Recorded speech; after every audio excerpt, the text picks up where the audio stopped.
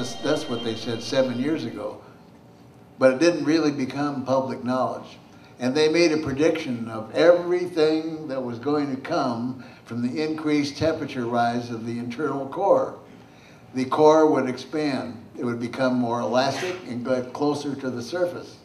That meant that the mantle would become more plastic and it would move, and there would be earthquakes, and there would be venting, and there would be increased volcanism, and there would be more carbon dioxide because of the volcanism and the other things in the atmosphere. So then come to find out, as of late, other planets are heating up. You know, we don't even know whether there's a molten core on some of the planets or not. But something is happening, and it may or may not be related to 2012 at all. Go ahead, Jordan. And to bring us back to the word mysticism in Hollywood, there's a lot of that going on in motion pictures and television. I think one of the most frightening movies that I've ever seen, one of the truly scariest movies that I've ever seen, was Eyes Wide Shut. You have to see it a couple times Yes. to understand it. I rented it 3 different times, and I kept getting to the same point in the movie where where the young couple is at the dance and the girl is approached by this older man. And when I saw him, I couldn't watch it anymore. I just turned it off. I didn't want to see it because my spirit, I have been in the company of men like that. I have been in the company of mafia, underworld characters. I've been in the company of occultists. Some serious people in my life has brought me into contact with around the world. And just radiated off of that man something very, very dark. I'm talking child sacrifice, blood rituals, something and you know, of course, that they still do have blood rituals and child sacrifice in Los Angeles, even in the Hollywood Hills today. I can take you to a place where it's actually still done. It's up off of Coldwater Canyon. I know about these things, and I've taken people up to see them. I don't want to go. No, I know, but it was...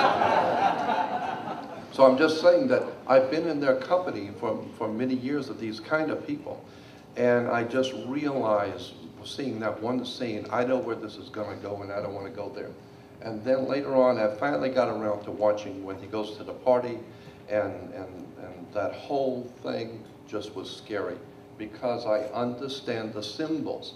And that movie, the guy that was the lead, and he's sitting in the center, remember, and they're playing that strange music, the symbols on the back of his chair were telling you something. And this is what I have always been amazed at, how many people do not realize the symbolism that the movie is showing you. I knew immediately who this guy represents and what the name of the tune and why the girls were in a circle, the entire setup. What's his name who did it? Yeah, well, he died. Stanley Kubrick. It should be noted that he showed the movie to Warner Brothers, and then he died about 3 hours later. And He died before the final editing or something. it's the only movie ever released by Stanley that he did not edit. And they cut out about 20 minutes, and I'm on a committee to try to get Warner Brothers to release the original film, and they won't do it. And I was in France when the movie came out, and I saw a version that was not in America, and what was in that version was much more frightening than the version that we saw. And if you know anything about movies, watch that movie very closely, and you see all sorts of continuity errors which Stanley would never have made, and that's where the cuts are. It's sort of like the Zapruder film almost, in that you can see by what's missing what he tried to say, and it's really almost an amazing film that he did that, because it's so unlike his other movies in a way. Yeah. There is I did not know. That's fascinating, Yeah. too. There is a presence that we are all feeling of evil in this country.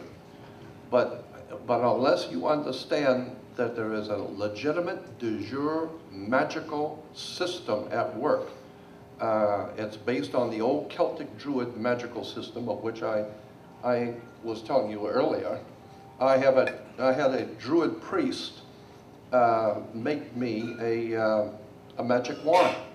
This is a legitimate, real magic wand made by a Druid priest out of the wood of a holly tree, made out of Hollywood.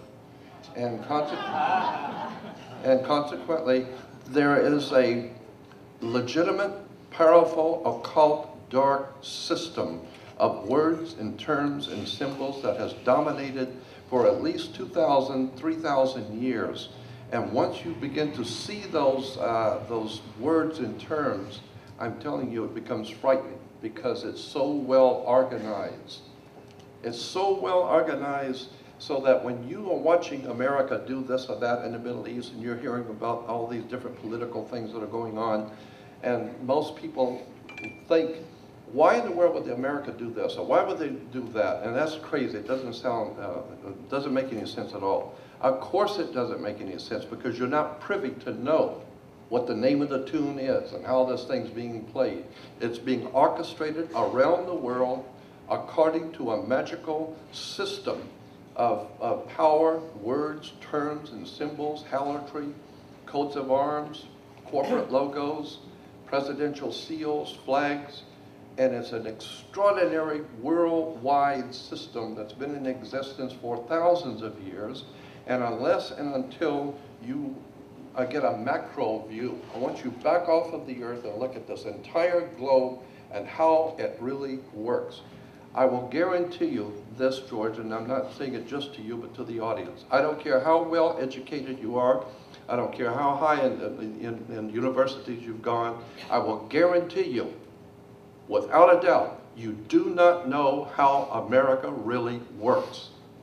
There's no doubt in my mind, you do not know how this country actually, in fact, works. Or this whole planet. The whole planet. The whole planet. But when you begin to see how the system was set up by the Knights Templars in Europe, and begin to see the words and the terms coming out of the Roman Empire, and finally begin to understand that America is a Roman system. It is a Roman trust system.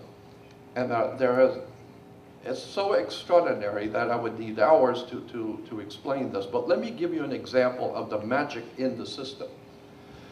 Suppose you're a painting contractor, and I ask you to paint my home, or my room, and you give me a bill, or you give me an estimate of $100. All right, and after you are through with your job, you come to me in commerce. This is the way it's done, and you give me a bill. You give me a bill for the $100, so I can see what it was it cost you, what you did, and now you're giving me a bill for $100. I reach in my pocket and I pull out a $100 bill, and I give it to you. So now I paid you. No. By law, you cannot pay a bill in America. That's the law. Banking law says you cannot pay a bill, but you can discharge a debt. So what you've done is you gave me a bill for $100. I gave you a $100 bill. So now you owe me $100. Consequently, you owe me $100, I owe you $100. Let's call it even. So that's the way the system of money works in America.